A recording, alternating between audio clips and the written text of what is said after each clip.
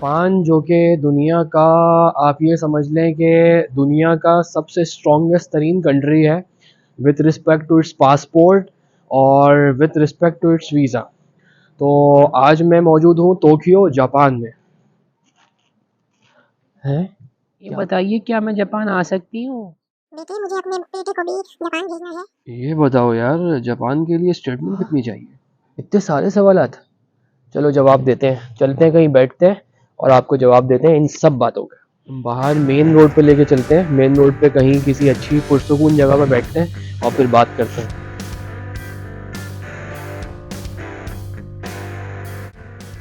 Visa apply करने की जहाँ तक बात है, अगर आप सैलरीड पर्सन हैं तो उसके लिए एक चेकलिस्ट है डॉक्यूमेंट्स की, जिसमें आपको 6 मंथ्स का बैंक स्टेटमेंट चाहिए। स्टेटमेंट कोई ज़्यादा नहीं चाहिए, इसमें जो स्टेटमेंट चाहिए होता है वो तकरीबन आप ये समझ लें 5 से 6 लाख रुपए भी अगर अकाउंट में है, मेंटेन किए हुए हैं, तो आपकी स्टेटमेंट चल जाएगी। अच्छा, इसके बाद अगर मैं बात करूं और फर्दर सैलरीड पर्सन के लिए कौन सी रिक्वायरमेंट है, तो टैक्स रिटर्न, ये सैलरीड पर्सन और बिजनेस पर्सन दोनों के लिए सेम रिक्वायरमेंट है। अच्छा, इसके अलावा स्टेटमेंट की भी सेम रिक्वायरमेंट है, सैलरीड और टैक्स पर्सन, सैलरीड और बिजनेस पर्सन दोनों के लिए। अच्छा, इसके बाद अगर हम बात करें कि जापान के अंदर जो है वो और कौन से डॉक्यूमेंटेशन की रिक्वायरमेंट्स है, तो इसके अलावा एक वीज़ा फॉर्म होता है इनका। वो वीज़ा फॉर्म जो है आपको जापान एम्बेसी की वेबसाइट से मिल सकता है। तो अब वो वीज़ा फॉर्म आपने फिल करना है, उसमें एक स्पेसिफिक साइज़ की पिक्चर है वो आपने पेस्ट करनी है। उसको ग्लू से पेस्ट करना है, उसको स्टेपल नहीं करना। तो इसके साथ साथ यहाँ पे आपने कवर लेटर बनाना है। अच्छा, कवर लेटर रिक्वायरमेंट मैं आपको बताऊँ, ये पूरी दुनिया में सेम है। कवर लेटर में बेसिकली आप बताते हैं अपने जाने का रीज़न। कवर लेटर बहुत लंबा नहीं होना चाहिए, टिप के तौर पर आपको ये बता रहा हूँ। कवर लेटर 1 पेज का होना चाहिए, 1 पेजर, जिसमें आपकी ब्रीफ ट्रैवलिंग हिस्ट्री भी आ रही हो। अच्छा, ट्रैवलिंग हिस्ट्री की जहाँ तक बात है, कुछ लोग ये पूछते हैं कि यार मेरी तो ट्रैवलिंग हिस्ट्री नहीं है, मेरा पासपोर्ट फ्रेश है, तो क्या लग सकता है? तो भाई बिल्कुल लग सकता है, बिल्कुल अप्लाई कर सकते हैं। और जापान ने चूंकि रिलैक्सेशन पाकिस्तानीज़ को दी हुई हैं, तो चांसेस हैं लग जाता है। लेकिन अगर ट्रैवलिंग हिस्ट्री होगी, 2-4 कंट्रीज़ के वीज़े लगे होंगे, तो ज़्यादा आसानी हो जाएगी। इसके साथ साथ आपका एफआरसी और मैरिज सर्टिफिकेट नादरा का, ये भी चाहिए होता है। और टैक्स रिटर्न जो आपने फिल किए हैं, तो एक सीपीआर नंबर होता है, कंप्यूटराइज पेमेंट रिसीप्ट। तो वो 2 साल की कंप्यूटराइज पेमेंट रिसीप्ट नंबर्स जो हैं वो इनको चाहिए होते हैं एम्बेसी को, चाहे आप कराची कॉन्सुलेट से अप्लाई करें, चाहे इस्लामाबाद कॉन्सुलेट से अप्लाई करें। तो उनकी एक रिक्वायरमेंट है, वो मांगते हैं कि जी आपने जो टैक्स आपका डिडक्ट हुआ, क्या वो आपने अपनी सैलरी से या बिज़नेस करते हैं तो उससे जो टैक्स डिडक्ट हुआ, वो आपने गवर्नमेंट को पे ऑफ भी किया या नहीं किया। तो बस यही कुछ रिक्वायरमेंट्स थी। तो इनके थ्रू आप जो है वो अप्लाई कर सकते हैं जापान वीज़े के लिए। फ़र्दर वीज़े के हवाले से कुछ भी डिटेल चाहिए हो तो आप मुझे कमेंट करें और मुझसे जो भी हेल्प हो सकी मैं आपको बताऊँगा, आपकी हेल्प कर दूँगा। और फ़र्दर अब मैं आपको बताता हूँ कि मैं जापान आया और जापान में एयरपोर्ट पे मुझसे क्या सवालात हुए। एयरपोर्ट के बाद फिर मैं होटल मैंने कहाँ से बुक कराया, किस तरह से बुक कराया, और मैं किस तरह से यहाँ इकोनॉमिकल अंदाज में एयरपोर्ट से जापान यानी टोक्यो, जहाँ मेरा होटल है, वहाँ तक मैं पहुँचा। तो अभी कहीं और चलते हैं, बैठते हैं और आपको ये बताते हैं कि जी जापान आने के बाद जो मेरा एक्सपीरियंस था, लैंड करने के बाद वो कैसा रहा, और मैंने फ़्लाइट कौन सी ली, ये भी बहुत अहम बात है, वो भी आपको बताते हैं। तो जहाँ तक वीज़े की बात है, तो जापान का जो वीज़ा है ना, ये 3 महीने तक भाई वैलिड होता है। और इस 3 महीने की वैलिडिटी के अंदर आपने जो है वो क्या करना है, आपने अपनी फ्लाइट भी सर्च करनी है। तो कुछ लोग ये करते हैं कि जापान का वीज़ा लगवा लेते हैं और उसके बाद फ्लाई नहीं करते, बिकॉज ट्रिप एक्सपेंसिव होता है। तो ये चीज़ गलत है। किसी भी कंट्री के का अगर आप वीज़ा लगवाते हैं तो आपने जो है भाई वो जाना ज़रूर है, वरना ये आपकी प्रोफाइल पर नेगेटिव इंप्रेशन डालता है कि आपने वीज़ा भी लगवाया और आपने ट्रैवल नहीं किया। तो ये सोच समझ के वीज़ा अप्लाई करिएगा कि जी सिर्फ वीज़ा अप्लाई नहीं करना, सिर्फ स्टिकर नहीं लगवाना, बल्कि आना भी है फिर, और 7-8 दिन का ट्रिप करके आपने वापसी चला जाना है। अच्छा, इसके बाद अगर हम बात करें इस वीज़े के बेनिफिट्स की, तो देखिए जापान के वीज़े का जो सबसे बड़ा बेनिफिट है ना भाई, वो ये है कि ये इसका वीज़ा और इसका पासपोर्ट दुनिया में नंबर 1 पे आता है। यूएस का पासपोर्ट वर्ल्ड रैंकिंग के हिसाब से जो है वो नंबर 6 पे है, और जापान का जो है वो नंबर 1 पे पासपोर्ट है। या आप मज़ीद गूगल से चेक भी कर लीजिएगा।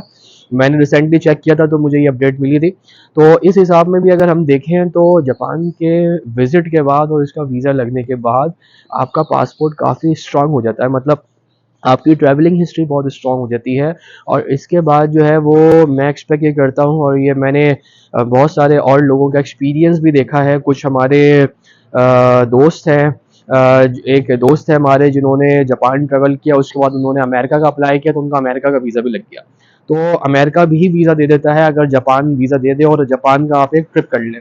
तो ये सबसे ज़्यादा बड़ा की पॉइंट है। अदरवाइज़ आपको पता है यूएस का वीज़ा रिजेक्शन के चांसेस 70-80% होते हैं पाकिस्तानीज़ के, लेकिन इस सूरत में तकरीबन आपके जो सक्सेस रेशियो है वो बढ़ के 80-90% तक भी हो जाता है। हम देखिए, वैसे तो वीज़ा देना या ना देना ये वीज़ा ऑफिसर की हाथ में होता है, सही है। और बाज़ औकात जो है यूएस के वीज़े लोगों के फ्रेश पासपोर्ट पे भी लग जाते हैं, लेकिन वो बहुत शाज़ और नादिर होता है। मतलब वो, अगर मैं प्रोबेबिलिटी की बात करूँ तो वो परसेंटेज टर्म्स में बहुत कम है। तो बेहतर ये है कि एक जापान का ट्रिप करें और उसके बाद फिर और किसी बड़े कंट्री का अप्लाई करें, तो इंशाल्लाह आपको वीज़ा ज़रूर मिलेगा। अब मैं आपके साथ अपना एक्सपीरियंस शेयर करता हूँ कि जब आपका वीज़ा लग जाएगा इंशाल्लाह जापान का और आप जापान आते हैं तो क्या तरीक़ेकार होगा। तो सबसे पहला जो स्टेप है वो है चीपेस्ट फ़्लाइट जो आपको मिल जाए। अगर आप इकोनॉमिकली सफ़र करना चाहते हैं तो मेरी रिकमेंडेशन आपको ये होगी, ये आप पॉइंट नोट कर लें कि आप इत्तेहाद एयरवेज़ के थ्रू आएँ। इत्तेहाद एयरवेज़ अबू ज़हबी पे स्टॉप ओवर करती है और उसके बाद डायरेक्ट जो है टोक्यो की इनकी फ़्लाइट अवेलेबल है, और ये अभी तक मुझे सबसे चीपेस्ट ऑप्शन लगा है। क्योंकि अच्छा, जापान का जब वीज़ा लगेगा आपका तो वीज़ा जो है आपका 3 महीने तक वैलिड होगा। इन 3 महीनों के अंदर आपने ट्रैवल करना है, सही है। तो मैंने 3 महीने तक का अपना आगे के सारी फ़्लाइट्स चेक की, तो इस ड्यूरेशन में मेरा वीज़ा लगा था 16 फ़ेब को। तो मैंने इसके बाद 16 मई तक यस 16 मई तक मेरा वीज़ा वैलिड है, 16 मई तक, 16 मई 2023। तो मैंने इस सारी ड्यूरेशन में फ़्लाइट सर्च की। मैंने सबसे पहले थाई एयरवेज़, मुझे किसी ने बताया कि सस्ती फ़्लाइट होती है, मैंने चेक किया तो थाई एयरवेज़ जो था वो काफ़ी महंगी इसके फेयर्स आ रहे थे। तो इसके बाद फिर मैंने चेक किया मलेशियन एयरवेज़, उसका फेयर भी काफ़ी ज़्यादा एक्सपेंसिव था। प्राइस आप खुद चेक कर सकते हैं, तो मैं अभी कोट नहीं करूँगा वीडियो में, तो वो मुनासिब नहीं रहता। आप बेहतर ये है कि आप स्काई स्कैनर मोबाइल एप्लीकेशन है वो डाउनलोड कर लें, या इसके अलावा और बहुत सारी वेबसाइट्स हैं जिसके थ्रू आप टिकट चेक कर सकते हैं। तो आप थाई एयरवेज़ चेक करें, मलेशियन एयरवेज़ चेक करें, सही है। इसके अलावा जो है इथोपियन एयरवेज़ एक थी, उससे भी चेक किया, तो कहीं भी मुझे सस्ती फ़्लाइट्स नहीं मिली। मुझे जो सबसे चीपेस्ट फ़्लाइट मिली वो मिली इत्तेहाद एयरवेज़ से। और मेरा जो मेरी फ़्लाइट किस तरह की थी कि मैं कराची से अबू ज़हबी आया और मेरा अबू ज़हबी में 17.5 घंटे का स्टे था, और फिर अबू ज़हबी में 17.5 घंटे के स्टे के बाद मैं मूव कर गया south Korea. South Korea Seoul international airport है साउथ कोरिया में। साउथ कोरिया में मेरा जो स्टॉप ओवर था वो 2 घंटे का था, और फिर साउथ कोरिया के बाद टोक्यो की फ़्लाइट थी मेरी तकरीबन 2.5 घंटे की। तो ये इस तरह का ट्रिप मेरा बना। अच्छा, और इसके बाद मेरी जो वापसी की फ़्लाइट है वो मुझे 1 स्टॉप ओवर की फ़्लाइट मिल गई है, जो कि है अबू ज़हबी से नरीता इंटरनेशनल एयरपोर्ट टोक्यो से अबू ज़हबी तक डायरेक्ट है, और ये इसका ड्यूरेशन है तकरीबन 12.5 घंटे, क्योंकि जापान फार ईस्ट में लगता है तो काफ़ी दूर है।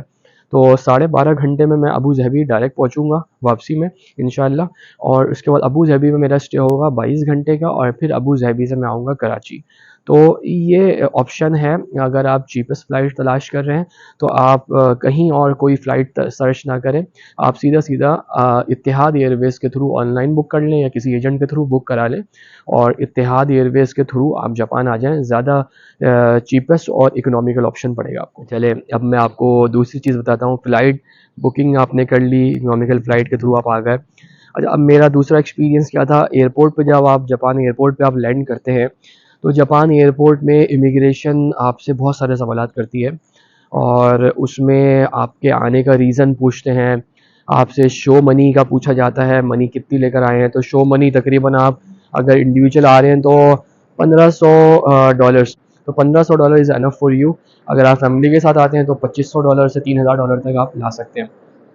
तो ये शो मनी आप अपने साथ लाजमी लेकर आएँ। दूसरा, अपना होटल जो है उसकी कंफर्म बुकिंग करा के आइएगा, और कोशिश करें कि पेड बुकिंग करा दें, एयरबीएनबी के थ्रू या booking.com के थ्रू अपना कार्ड पहले ही चार्ज करा दें।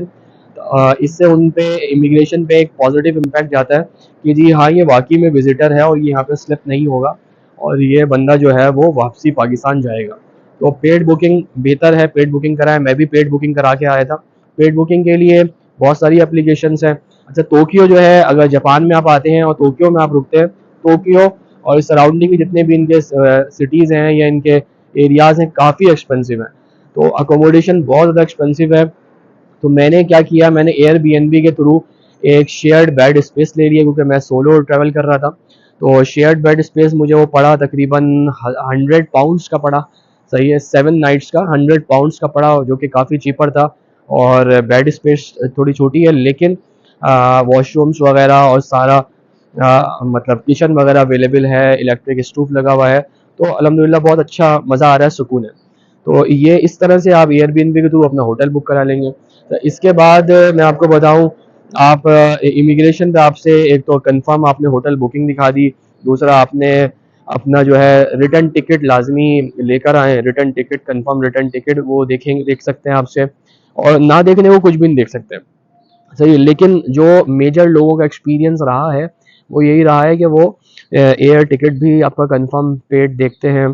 सही है, आपका आने का रीज़न पूछते हैं कि क्यों आए हैं, कहाँ रुकेंगे, मतलब आपसे ना 10 किस्म के सवालात करते हैं। लेकिन तमाम सवालात में आपने मेन चीज़ जो है ना, मेन कहानी ये रखनी है कि आपने बिल्कुल भी घबराना नहीं है।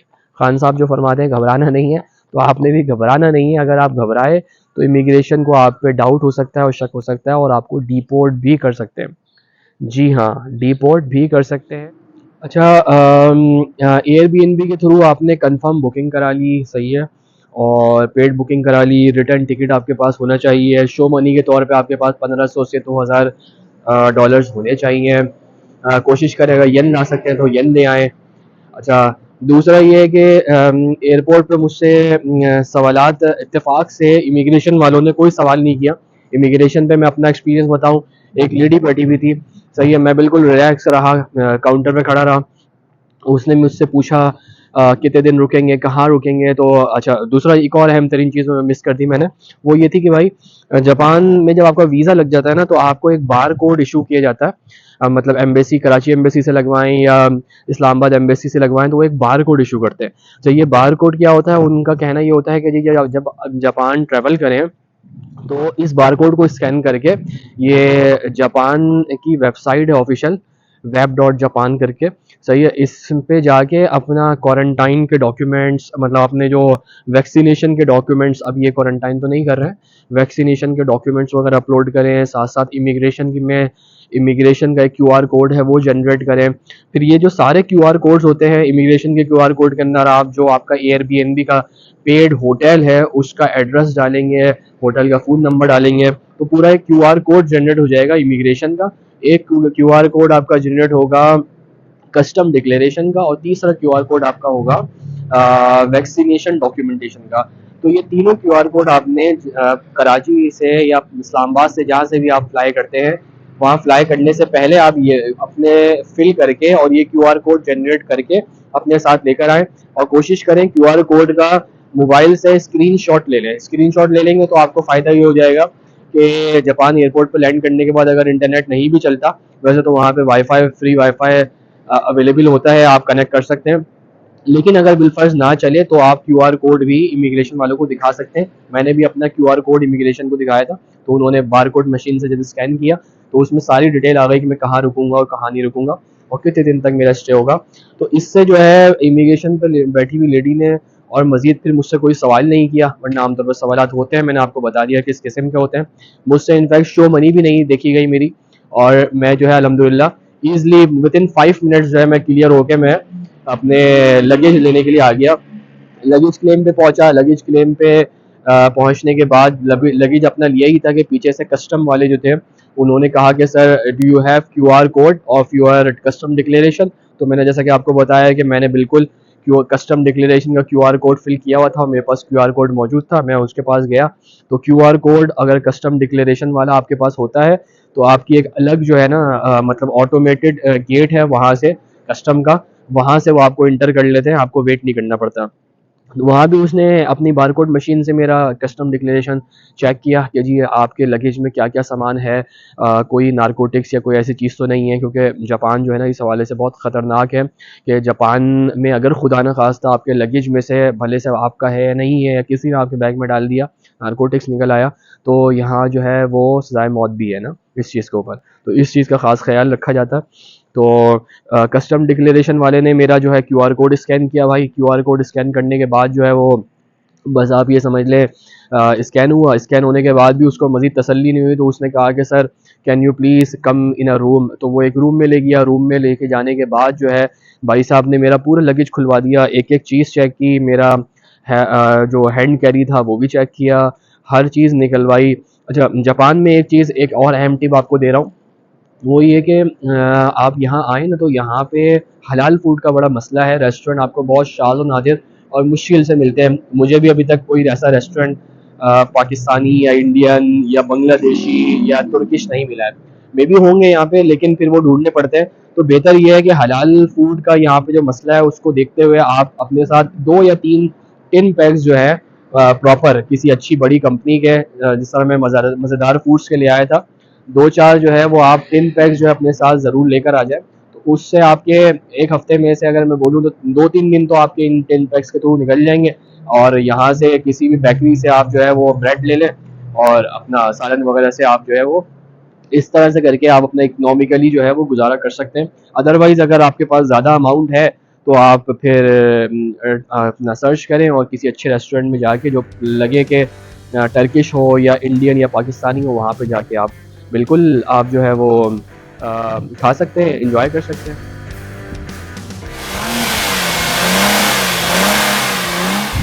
और इस वीडियो में हम आपको दिखाने वाले हैं दुनिया का सबसे बड़ा कार ऑक्शन, जो कि लगता है जापान में, जो कि कहलाता है यूएसएस कार ऑक्शन।